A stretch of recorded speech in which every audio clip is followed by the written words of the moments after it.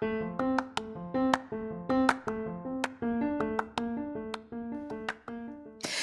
there, and welcome to the daily podcast where wisdom smacks us with kisses or love taps. I'm MichelleSpiva, a wisdom strengthening coach, your host, and practical priestess of wisdom. Mwah. Join us daily to gain wisdom and mental strength as we tackle innovative thinking, address emotional and behavioral life traps, and yes, provide you with some practical how to's to wrap it all up. So settle in or crank up the speed 2x, whatever gets your mental processes firing as we dive in. Stay tuned.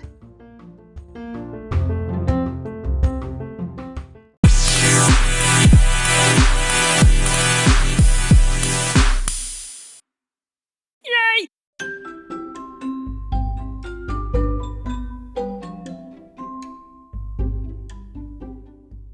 Oh no, dear. Put those dishes back. We only use those when it's a special occasion or we have company. Well, what am I? Exactly. Hey, this is Michelle Spiva, your practical priestess of wisdom, and I want to welcome you to today's podcast of Wisdom Smack. Join me as we have a conversation on learning when it's time to do things like break the rules and other little discussions to help you mix it up.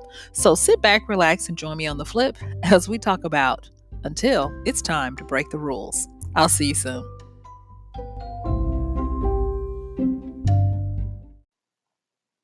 I got a question for you. Have you ever had to work with somebody or even had that friend that was really good about laying down the law and the rules? They would use things like always, and it would always seem to apply to you until they had to break the rule. And if you didn't have that kind of friend, well, I'm just going to help you out. That kind of friend, I grew out of mine, and many people did. And I hate to say it, if you were that kind of person where you always trying to put the legalistic rules on everybody else except for yourself, still stick with me because there's some wisdom smacks in here for you too. All right. Now, there is this running joke that I hear from time to time when someone is trying to explain something or give the rules of a game or engagement or whatever it is. And they'll say things like, "This is the rule," until it isn't. And I always crack at it because it is so funny. And we live in this kind of world where we do need boundaries and we need rules. Rules of engagement. We need those things. I'm going to be the first to say that yes, we need contracts, all of that stuff. But then there does come a time when we have to break it, when we have to step out of it. And it's at those times that if we don't get it right, it can go really wrong for us. So, in this time actually of the winter and Saturn and the ruler of laws and boundaries and contracts and responsibility and all of that. I do want to give homage by acknowledging that yes, rules are needed and appreciated, but then also knowing when we either need to break them or update them or change them is also beneficial because it's hard out here in these streets when you're trying to live under expectations that cannot possibly be met. And so join me and listen in as hopefully by the time we get through, you'll have some wisdom to help you relieve the pressure of trying to live under rules and boundaries that possibly don't even fit you anymore. And we'll hopefully give you some diagnostic tools to be able to figure out what you need to do to change it up. Okay. So, with that being said, thank you for letting me break that down. The first thing I want to do is the agenda that I have for today. I'm just going to tell you up front is that I want to look at some of the machinery underneath the hood of what is going on usually in our lives when we need to come to this particular crossroads to know when it's time to change things. The next thing I want to do is I want to look at some examples in everyday life with regards to disruption. And then I want to look at the cycles And I'm going to bring back something that we've talked about before in a previous podcast, the concept of the pendulum swing. And then I'm gonna let you go. All right. So let's talk about it. So the first thing is we have to get to this point where we need to know when to change and when we can mix it up. And the reason why we want to have that information is first and foremost, you never want to get into the prison of tradition and ritual.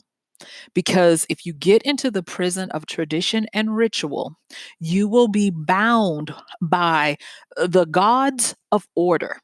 And order is neither bad or good. Order is just what it is. And it is that constriction that keeps us within a certain bandwidth of something. All right. So now that we've talked about order, I want to build on that. And a lot of people have been taught this. Heck, I've been taught this that the way to succeed and for people to thrive and not have total chaos and anarchy is to have order. And guess what? They are correct because the opposite twin of order is chaos. Okay. But we're going to stick with order for just a little bit and then I'm going to talk about chaos. Okay. All right. So with order, one of the elements of it that I fight with, and when I say I fight with it, I'm going to just be honest, I struggle under it, is that the rigidity of it. Once I get a schedule and I get within my rule set, I can get really rigid and staunch into that groove of this is how it's done, this is your schedule, and this is what you have to do. And I will say that the more order you have is not necessarily better. There is a sweet spot for both order and chaos. And I'm going to say that the sweet spot for order is really hard to pinpoint because you don't know that you've overshot the sweet spot until the physical signs of it are starting to bear down on you. And those signs would be things like depression, overwhelm, numbness, because you have overshot all of your cortisol, you're stressed out, and you keep on taking more and more. See, the thing with order, on top of that, is the more orderly you are, the more efficient and effective you try to be. And with that, it seems like the more stuff is magnetized to you, and you try to find more ways to expand your capacity to keep all the plates spinning and to be in order. Don't believe me? Let me ask you this. Think about a person, whether it's you or somebody else, where everyone depends on them to keep everything going. They are the hand everybody fans with. They are the linchpin, the rock. They are the North Star, if you will. They are the people that, oh, this didn't get done? Well, just give it to them. This didn't get done? Talk to her. She'll make sure it gets done. This is what happens when you are orderly. Is it a bad thing? No, not until it is. You remember that joke? It's always good until it isn't. And so that's a lot of times what happens with order. Think about how we have been taught over and over again that keep things tidy, keep them in order. Things run, a well run engine is what gets things done. And just continue and continue and continue. And even, like I said, we were going to talk about just some of the things that occur in nature. Even nature knows that there is a time and a place for order and disorder, and that they work in tandem with each other to keep each other going and to make sure that they strengthen each other. So, I'm not going to talk about nature real quick. I'm just going to try my hand at technology. I hate to say it, but I abuse my computer. You see, when I'm on my browser, there is a tab. There's not been a tab I have ever uh, didn't love, meaning that I'll have 50 billion tabs open. And it isn't until my system starts doing that weird thing of stalling and then saying you know the drill, this program isn't responding. Would you like to wait or would you like to close it?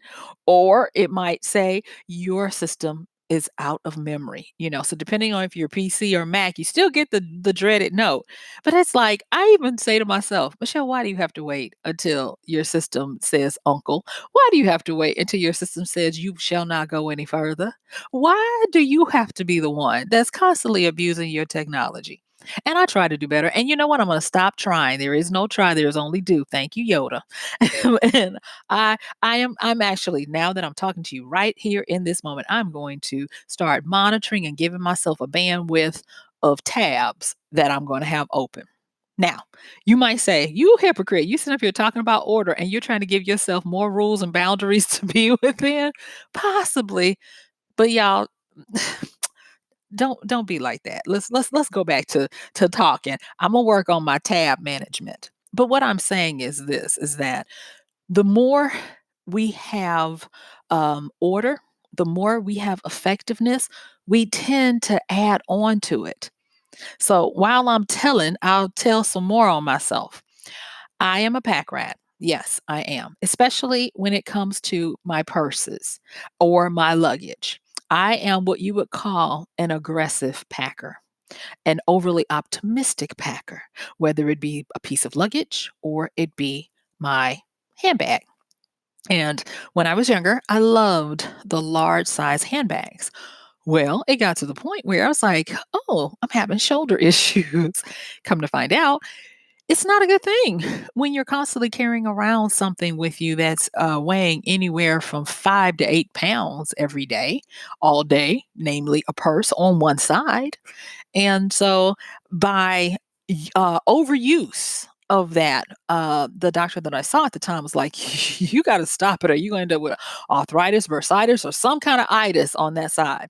And it scared me enough. And when I say scared me, meaning it shocked me enough to make a change. And so I shopped high and lo and behold, I found a wonderful luggage company that made a mini purse.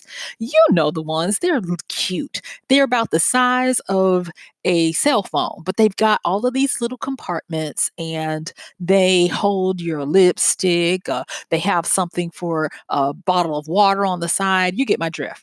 Well, I took it and I did really well with it for, I'm going to say, possibly about a month, where it was light. It was like I wasn't carrying anything. And it had a long strap on it where it would be a little messenger bag. And I'm going to tell you now, it looks like a little brick every time I look at it. I'm like, Michelle, must you have 10 lipsticks in it? Just because it can hold it doesn't mean it should. And yes, I have those conversations with myself. And I will tell you, when I get to the point where I'm like, okay, enough is enough. You're gonna break the zipper because you can't zip it. I'll take some of my lipsticks out. And do you realize, y'all, that because it is so efficient and effective, I'll see, the little dimples of materials. Like I could put another lipstick back in. And yes, I do usually end up putting at least one back in. Um, I know that this is my neuroses, but I'm being honest and letting you guys know that there is a way to know when there's time when it's time to change. And so because of that, I have, and it's not a rule, it's just an awareness that I want to mix things up. And I'm going to tell you the reason why it came about with that purse is because with all of its orderly effectiveness, I kept pushing the boundaries and pushing the boundaries until, guess what? It was too full. I had my purse out and about with me. And I ended up losing. Yes, I think it was like not think, it was a pair of earbuds that I really liked. But I lost them because I stuck them in. I mean, just one little crevice, and I stuck it in there, and it wasn't one of the areas that was zipped. It was just on the side, one of those extension sides. And some kind of way I misplaced it. And there you go. I was like, are you kidding me? And I couldn't be upset with anyone but myself because I knew I was testing the limits of order.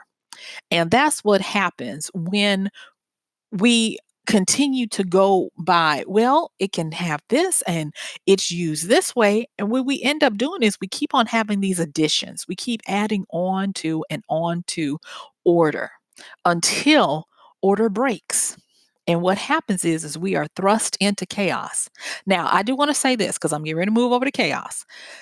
Chaos doesn't have to wait until it's invited. So just know that you cannot predict when chaos will show up. You just cannot. Because there are going to be times when maybe your orderliness is not taxed and chaos will still show up.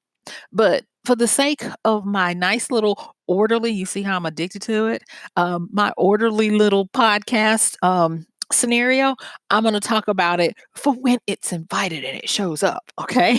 And so with chaos, I used to have a big problem with it until I realized that we are children of chaos because change is all there is, and that's chaos. Change is really all there is. And that just like the coming of the cycles, there is the coming of chaos. And chaos is like that seasoning, that pungent seasoning, whether it be salt or pepper. It is, when it's there and when it's not, and usually a little bit'll do you. And so I started to learn to embrace it, especially when I started dabbling with understanding a little bit of chaos theory and quantum physics and the beauty of it, because chaos is also destruction.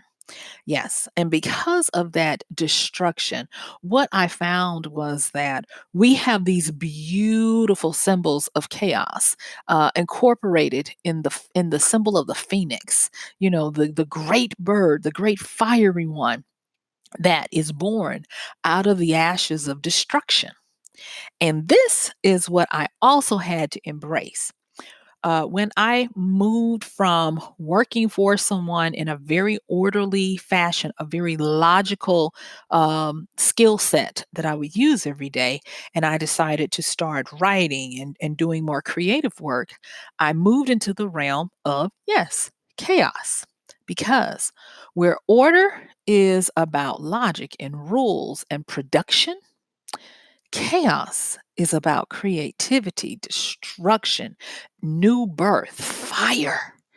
And whenever you deem to do anything that hasn't been done before, you must go into the courts of chaos, of the God of chaos and goddess, God or goddess, whatever you want to call it. And you must make peace with chaos because that is how things come to be.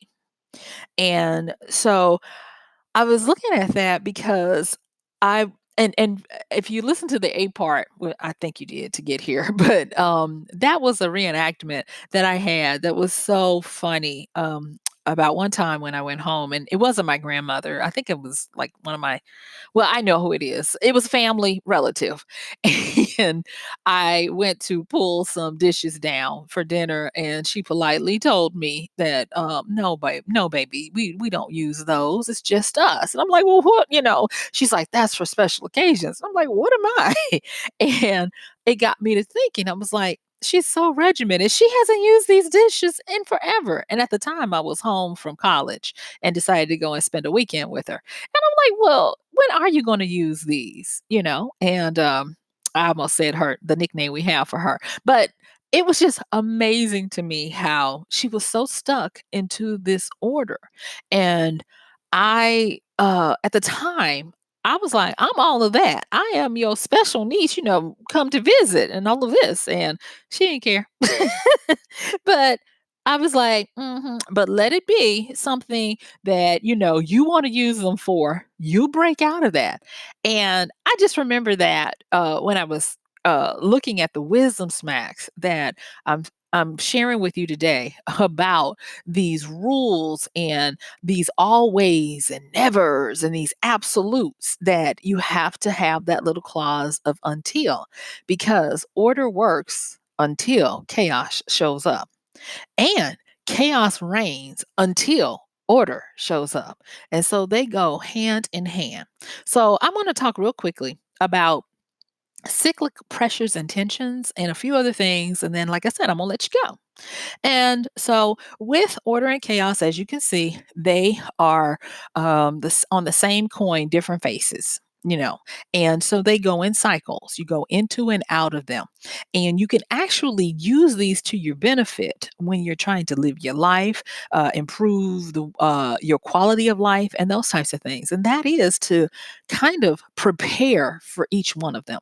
And the way you prepare for them is understanding that you can use the sensation or the appearance or the knowledge of pressures and tensions to be a good indicator that it is time to prepare or to move to the other side of the coin. And I've talked about this in some previous podcasts a little while ago about the pendulum swing and understanding how if you kind of get a sense and a knowledge of what you're trying to do, you can control how far the pendulum swings between the two sides so that it won't totally disrupt your life.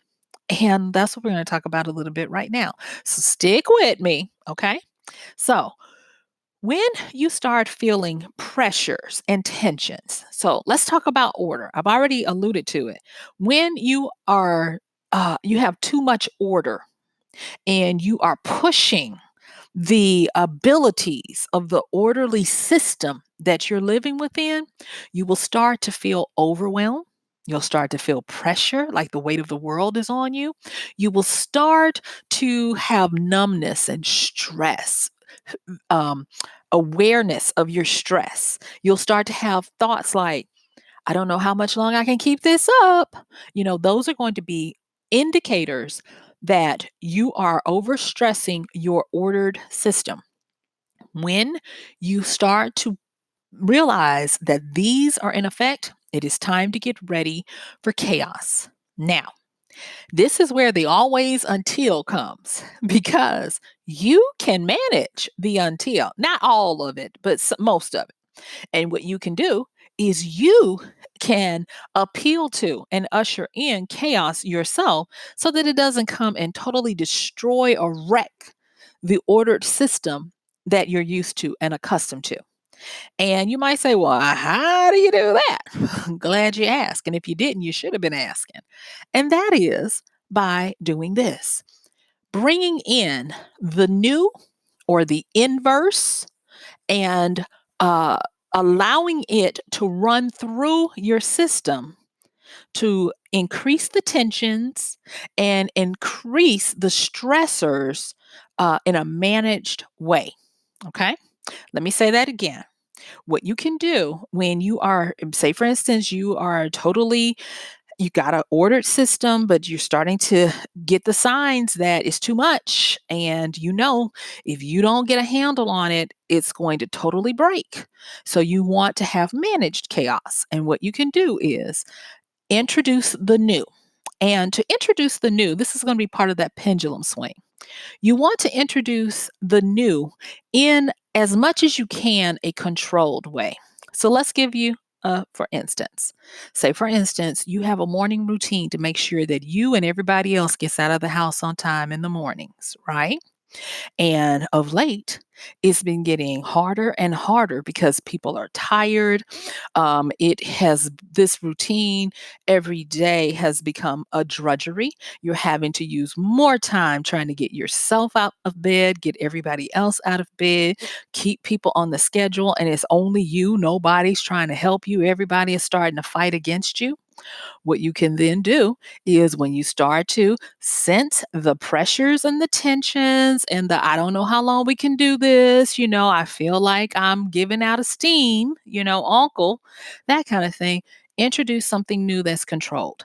And that means that, yes, you can change up the order of your system. So say, for instance, instead of everybody using a certain bathroom in the mornings to get ready, somebody uses a different one, or you change out, or somebody has to do something at night that is not necessary to be done in the morning, like grooming, combing, little kids, trying to get them groomed and things, especially little girls, combing their hair at night, possibly, and putting a little bonnet on them so you can only just have to do touch-ups instead of the whole thing in the morning. Just different little things and ideas to help you introduce a controlled new. And by doing that, when chaos ensues and your new plan does not work, because it's not going to, and you expect that, because anything new, you have no sense of how it's going to act when you introduce it into an established system. And I will say this: the rules of newness with regards to systems and the dynamics of systems, and even the dynamics of people groups, is that everything gets reset back to zero or the beginning, and the new acts in whatever way it wants to. And thus, you are at the mercy of it until it works its way through the system. And that's why you want to be able to control the new. Because if you can control the new, you can be like, well, that one didn't work. We'll try another one the next day.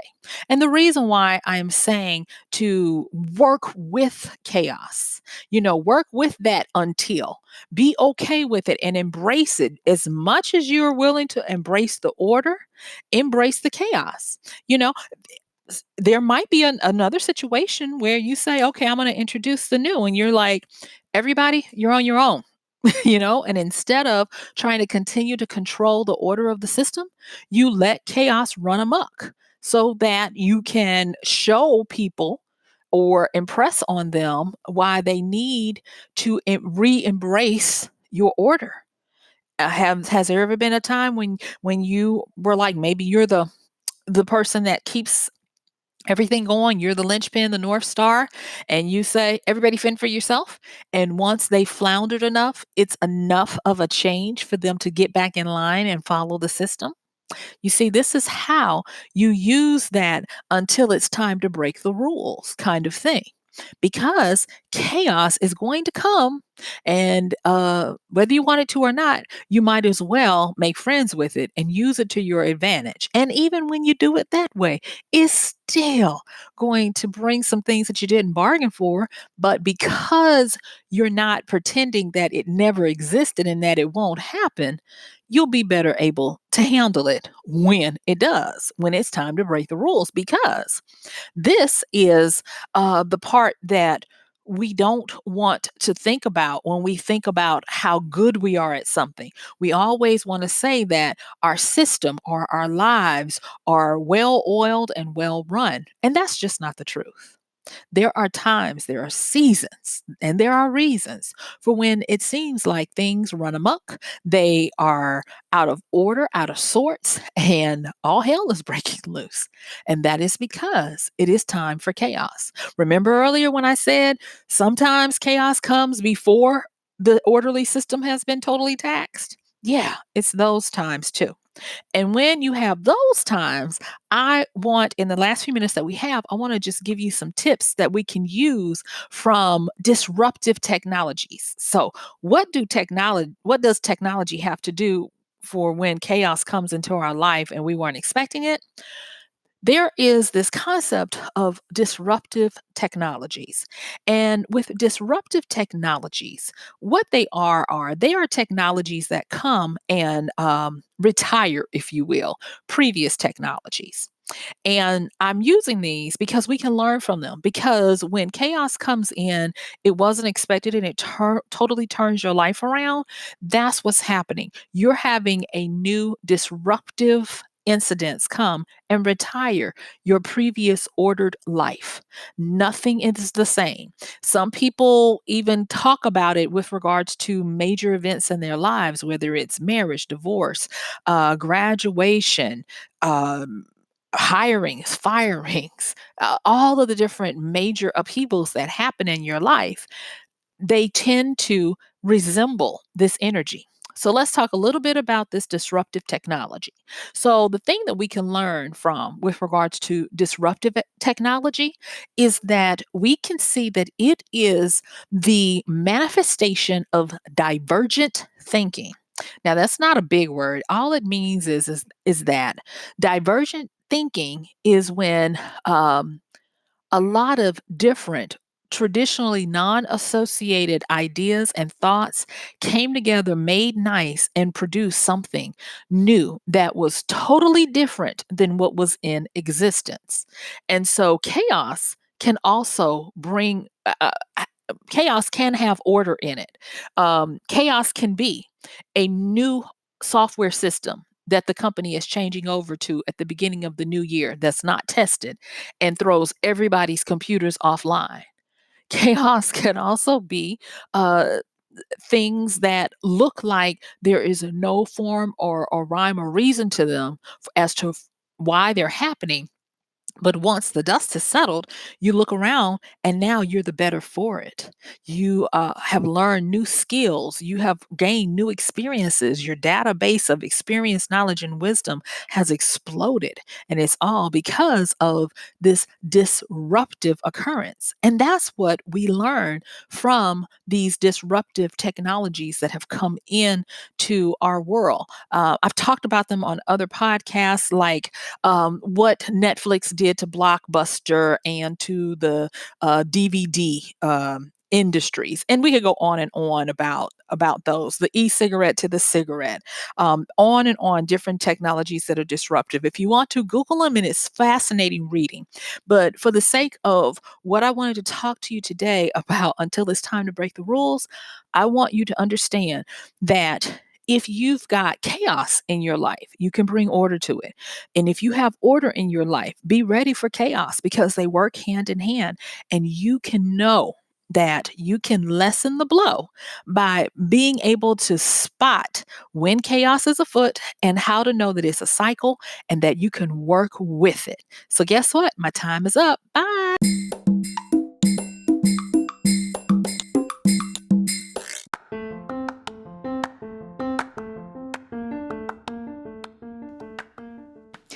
And that's going to do it for today's podcast of Wisdom Smack with MichelleSpiva. If you like this podcast, please help us get the word out. Like, comment, subscribe, and even share. And if you really like it, please help us continue to get the word out by considering using this show's link for Amazon. So when you want to go to Amazon and you do all of your general shopping, please use MichelleSpiva.com/AMZ. It's simple as that. It doesn't cost you anything extra, and this show might receive a little bit of commission that will go towards helping to further get these episodes out to you and to others. So thank you so much for listening. This has been MichelleSpiva with Wisdom Smack. Bye.